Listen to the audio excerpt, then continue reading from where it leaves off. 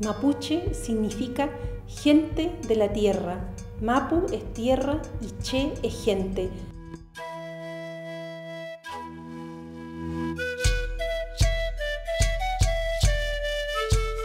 The Mapuche are the indigenous people of Chile, and they live in an area that is like 500 miles south of Santiago.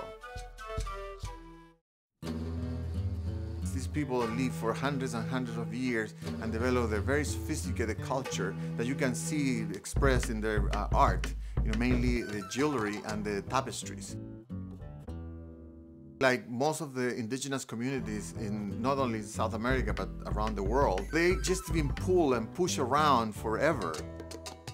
So the Mapuche indigenous has lost quite a bit of their identity because they're being for generations denied of the use of their language.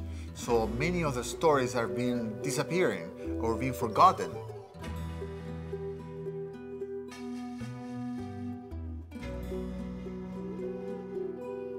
Si mis abuelos conocieron o sus abuelos le entregaron a ellos 100 historias, ellos le traspasaron a mi padre 50. Porque la memoria es frágil, la memoria se va perdiendo y a lo mejor mi padre me traspasó a mí 50 y yo no lo recuerdo esos 50 y recuerdo 10, pero yo no me quiero morir con esas 10, yo quiero dejarla.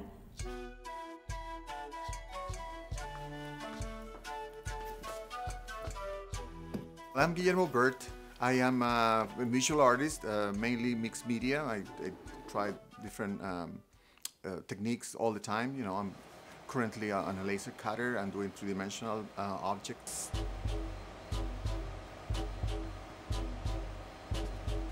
My latest series is barcodes.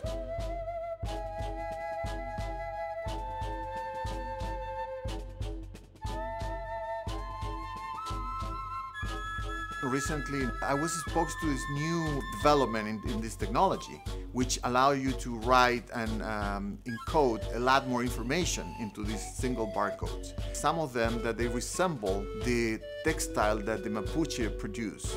And I thought that would be really an interesting juxtaposition to actually encode the culture, the poetry, and then weave it into these textiles.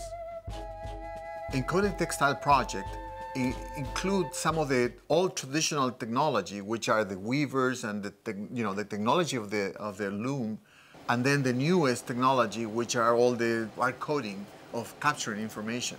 So the community between the two is like something that is a hybrid culture, which is more global. We are thinking about telling the story of 6 main characters, but we're going to be as diverse as we can. Graciela Huinao is a very important poet in Chile. Her poetry is very complex, very down to earth. She describes natural phenomena and historical events.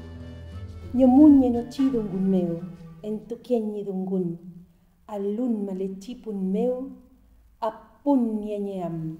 Al enseñarme a descifrar los cantos de la montaña, a comunicarme con los pájaros en su idioma infinito, y a entender el mensaje del viento. Lorenzo Japan is a very interesting character, completely different than Graciela. He essentially is called El Hombre Pájaro, which is the bird man, and what he does actually is he can imitate all the sound of the birds and the entire story and mythology of the region.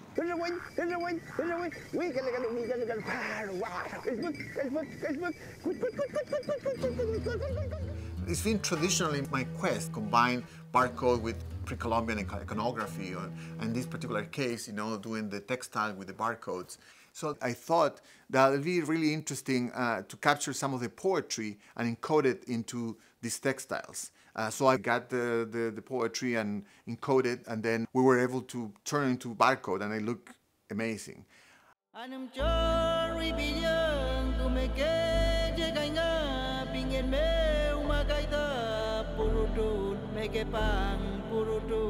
What I was thinking is like their stories, the language, the entire concept of their culture, is you can weave it into these contemporary devices to archive them and then their children see themselves as part of this culture, and other people around the world that will see these textiles knowing that there's the entire stories is being encoded in these textiles, and being able to scan it, and all this knowledge is being preserved, like archived into this textile.